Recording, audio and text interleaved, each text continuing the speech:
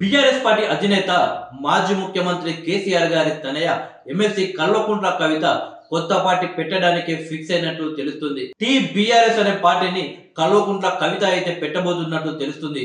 June 2న అధికారికంగా కల్వకుంట్ల కవిత అయితే ప్రకటించే అవకాశాలే కనిపిస్తున్నాయి. తాజాగా బీఆర్ఎస్ పార్టీ రజతోత్సవ సభలో కేసీఆర్ గారు పెద్దగా బీజేపీ గురించి మాట్లాడకపోవడం, అలాగే బీజేపీకి బీఆర్ఎస్ పార్టీ దగ్గరవుతుందనే అనుమానాలు తెలంగాణ ప్రజల్లో వ్యక్తమవ్వడం కల్వకుంట్ల కవితకు ఏమాత్రం నచ్చలేదు. దీంతో రజతోత్సవ సభలో పాజిటివ్ పాయింట్స్ అలాగే నెగిటివ్ పాయింట్స్ అని చెప్పేసి ఒక లేఖ అయితే కేసీఆర్ గారికి కల్వకుంట్ల కవిత అయితే రాయడం జరిగింది. ఆ యొక్క లేఖ బయటికి రావడం కల్వకుంట్ల కవితకు మాత్రం ఏమాత్రం నచ్చలేదు. నేను మా తండ్రికి రాసిన లేఖను లీక్ చేయాల్సిన అవసరం ఎవరికి వచ్చింది? కేసీఆర్ గారి ప్రక్కన ఉండి తనను కేసీఆర్ గారికి దూరం చేస్తూ బీఆర్ఎస్ పార్టీ నుండి కూడా తనను దూరం చేయడానికి కొందరు కోవట్లు, కొందరు దయాలు కుట్ర పండుతున్నారు అని చెప్పేసి కవిత తీవ్ర ఆగ్రహం అయితే వ్యక్తం చేయడం జరిగింది.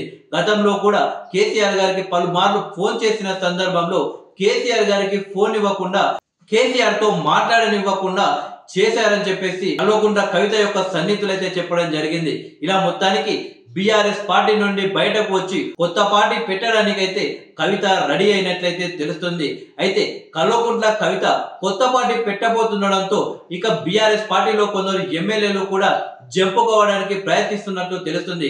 గతంలో మొన్నటి అసెంబ్లీ ఎన్నికల్లో కాంగ్రెస్ పార్టీ మేనిఫెస్టోలో ఇతర పార్టీల నుండి ఎమ్మెల్యేలను కాంగ్రెస్ పార్టీలో చేర్చుకునేది లేదు అని చెప్పడం, ఆ తర్వాత లోక్సభ ఎన్నికల సమయంలో కొందరు ఎమ్మెల్యేలను చేర్చుకోవడంతో ప్రజల నుండి కొంచెం వ్యతిరేకత వచ్చిన సందర్భంలో కొందరు ఎమ్మెల్యేల చేరికలకు పులి స్టాప్ పడడం జరిగింది.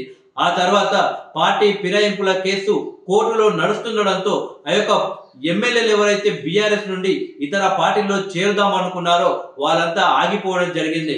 ఇప్పుడు తిరిగి కవిత కొత్త పార్టీ పెడుతుండడంతో బీఆర్ఎస్ పార్టీకి గుడ్ బై చెప్పడంతో కొందరు ఎమ్మెల్యేలు కూడా కవిత పార్టీలోనే బీఆర్ఎస్ కి గుడ్ బై చెప్పేందుకైతే ప్రయత్నిస్తున్నట్లు తెలుస్తుంది. కవితతో కలిసి కాంగ్రెస్ లో చేరడానికి కొందరు ఎమ్మెల్యేలు ప్లాన్ చేసినట్లు కూడా తెలుస్తుంది. కానీ కాంగ్రెస్ అధిష్టానం పిసిసి నాయకత్వంతో మాట్లాడినప్పుడు పిసిసి అధ్యక్షుడు అలాగే సీఎం రేవంత్ రెడ్డి కల్వకుంట్ల కవితను కాంగ్రెస్ లో చేరుకోవడానికి ఒప్పుకోలేదన్నట్లు తెలుస్తుంది. ఒకవేళ కవితను పార్టీలో చేర్చుకుంటే కల్వకుంట్ల ఫ్యామిలీలో కయ్యానికి కాంగ్రెస్ పార్టీ కారణమన్న మెసేజ్ బలంగా ప్రజల్లోకి వెళ్తుంది, కాంగ్రెస్ కి మైనస్ అవుతుందని చెప్పేసి వీరిద్దరు కూడా అధిష్టానంతో తెలిపినట్లు తెలుస్తుంది. దీంతో కాంగ్రెస్ లో కవిత చేరికకు పులి స్టాప్ పడ్డట్టు తెలుస్తుంది. కొత్త పార్టీ పెట్టడానికే ఇక కవిత అడుగులు ముందుకు వేస్తున్నట్లు వార్తలు వస్తున్నాయి. కానీ కవిత బాటలోనే బీఆర్ఎస్ కి గుడ్ బై చెప్పి కాంగ్రెస్ లేదా బీజేపీలో చేరడానికి అయితే కొందరు గ్రేటర్ హైదరాబాద్ కి సంబంధించిన ఎమ్మెల్యేలు అయితే అవుతున్నట్లు తెలుస్తుంది. రాబోయే జిహెచ్ఎంసీ ఎన్నికల్లో తమ నియోజకవర్గాల్లో తమ పట్టును నిలబెట్టుకోవాలి అంటే బీజేపీ లేదా కాంగ్రెస్ పార్టీలో చేరితేనే బాగుంటుంది అని చెప్పేసి గ్రేటర్ హైదరాబాద్ కు సంబంధించిన బీఆర్ఎస్ పార్టీ ఎమ్మెల్యేలు అయితే ఆలోచిస్తున్నట్లు తెలుస్తుంది.